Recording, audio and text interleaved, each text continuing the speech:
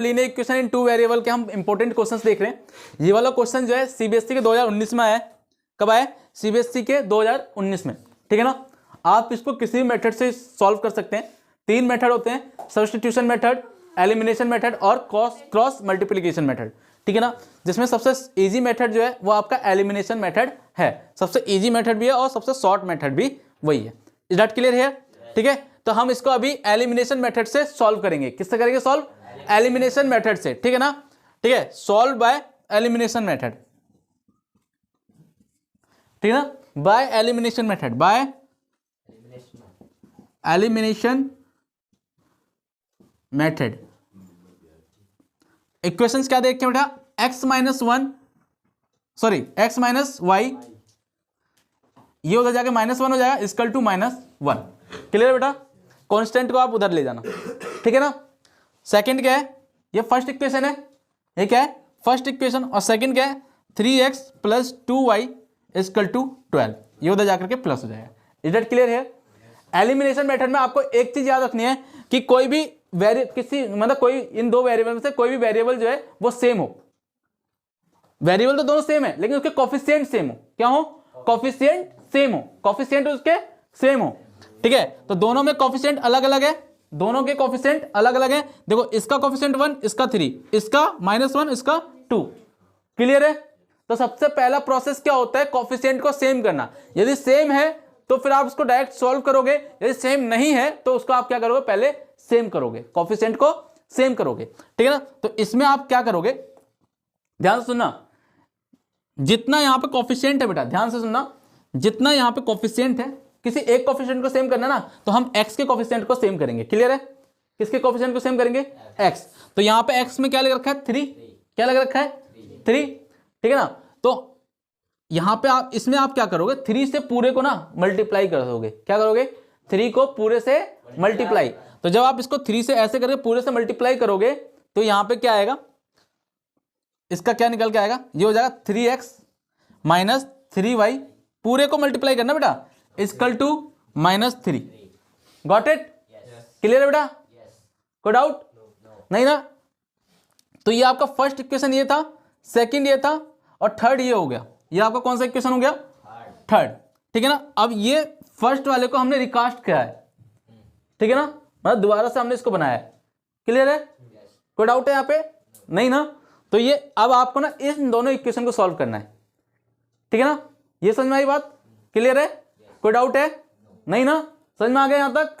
कैसे करना है? यदि आपका ध्यान रखना कि आपको सबसे पहले क्या देखना है, जो आपके दो वेरिएबल्स जो हैं x और y, ये जो दो वेरिएबल है इनके कोफिशिएंट किसी भी एक का कोफिशिएंट सेम रहना चाहिए, चाहे x का हो चाहे y का हो। यदि नहीं है तो आपको सेम करना है। Is that clear here? Same कैसे करोगे वो सिखा दिया मैंने अभी। क्लियर है? कोई डाउट है यहाँ पे? यहां तक क्लियर?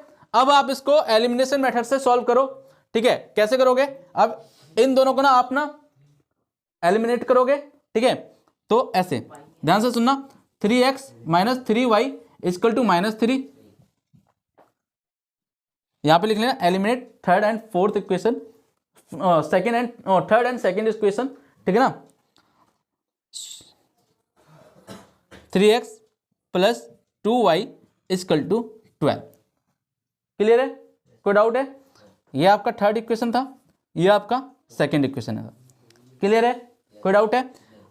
सबसे पहला काम क्या होता है, जो नीचे वाला जो आपका इक्वेशन है उसके साइंस, जो उसके साइन है वो क्या हो जाएंगे? अपोजिट। क्या हो जाएंगे?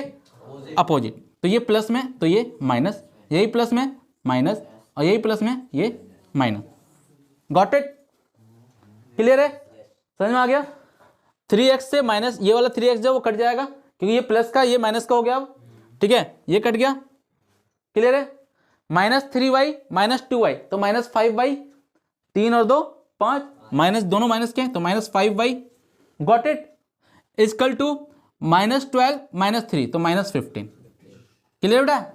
कोई डाउट है? माइनस से minus cancel, y equal to ये उधर जाकर डिवाइड हो जाएगा 15/5।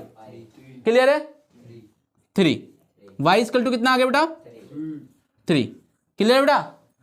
अब इस इक्वेशन को ना चाहे इसमें पुट कर दो चाहे इसमें पुट कर दो, किसी एक में पुट कर दो, चाहे इसमें पुट कर दो, किसी भी इक्वेशन में पुट कर दो आप। ठीक है ना। तो हम सेकंड में कर दो या पहले वाले में कर दो, किसी में भी कर दो, इस वाले में, इस वाले में कर दे, तो इसको कर दो पुट, किसी में भी कर देना बेटा, पुट इन थर्ड। आपने बोला थर्ड में करने के लिए, मैं थर्ड में इसको पुट कर रहा हूं, ठीक है।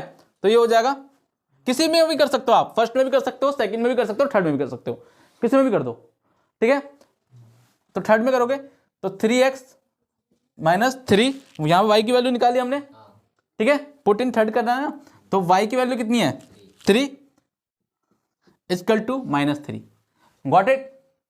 ये हो जाएगा 3x, 3 3 9, माइनस का 9 इक्वल टू माइनस का 3, ये हो जाएगा प्लस हो जाएगा बेटा, तो जाएगा 3x इक्वल टू -3 प्लस 9, तो ये 6 आ जाएगा, कितना आ गया 6, x इक्वल टू 6 अपॉन में 3, कितना आ गया 2, x की वैल्यू कितनी निकल के आ गई 2, क्लियर है।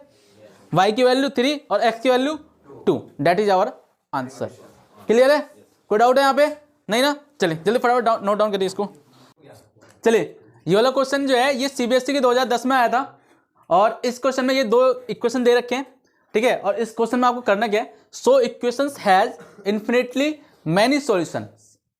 आपको इस इक्वेशंस में ये बता, इस इक्वेशन के आधार पर ये बताना है कि ये जो इक्वेशंस है इसके ना बहुत सारे सॉल्यूशंस हैं। क्या है, many solution, infinitely many solutions, ठीक है ना। ये कंडीशंस है, ये पेयर ऑफ लीनियर इक्वेशन की क्या है, एक कंडीशन है। पेयर ऑफ लीनियर इक्वेशन की टोटल 3 कंडीशंस हैं। कितनी कंडीशंस हैं, 3 कंडीशन, ठीक है ना। वो मैं यहां पे दिखा रहा हूं। पहली है यूनिक सॉल्यूशन वाली, कौन सी, यूनिक सॉल्यूशन, ठीक है। और यूनिक सॉल्यूशन कब होता है बेटा, ध्यान देना, यूनिक सॉल्यूशन, यूनिक सॉल्यूशन बोलो या ओनली वन सॉल्यूशन, ठीक है ना।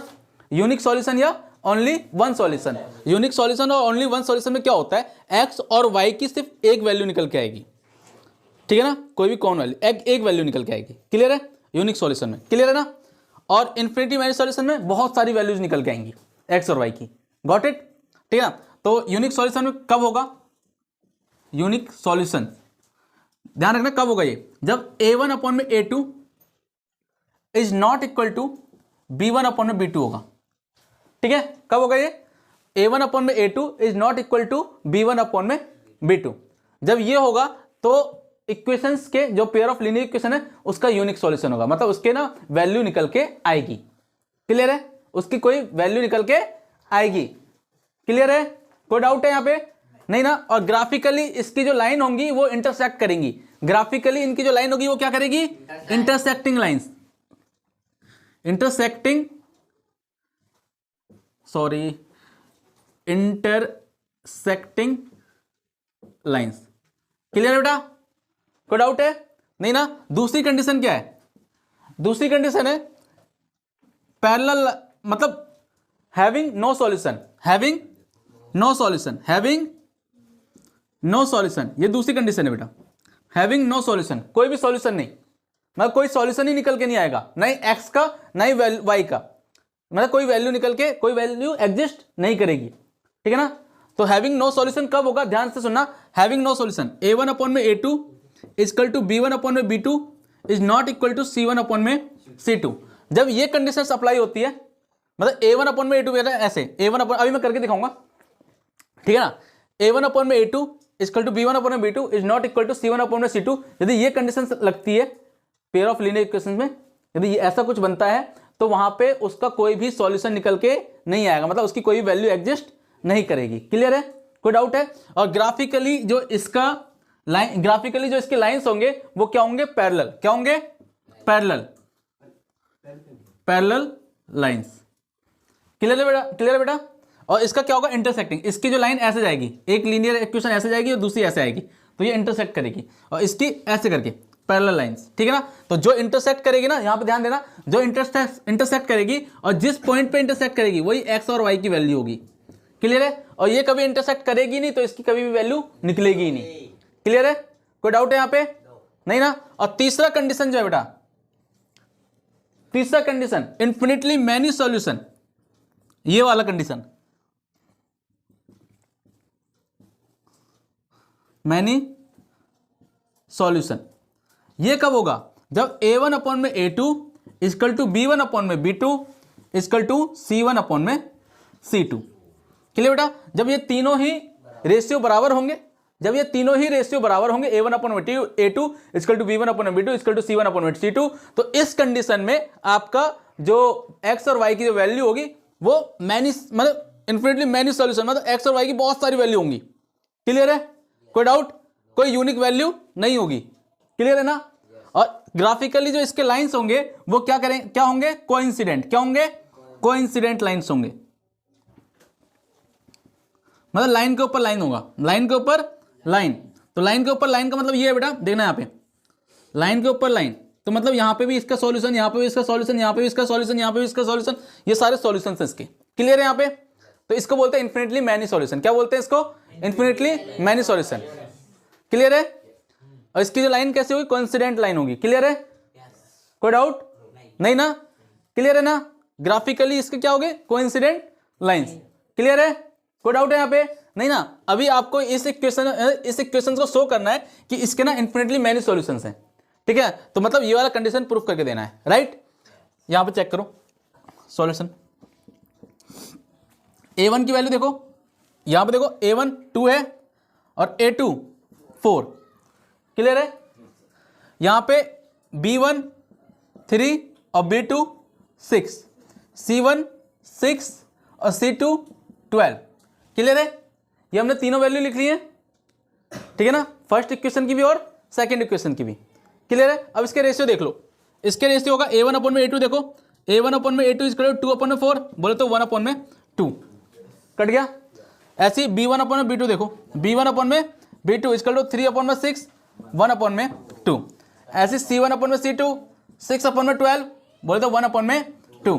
तीनों बराबर आ रहे, तीनों रेशियो बराबर आ रहे, तो therefore all ratios are same. तो A1/A2 equal to B1/B2 equal to C1/C2। hence these equations have many solutions. Hence these equations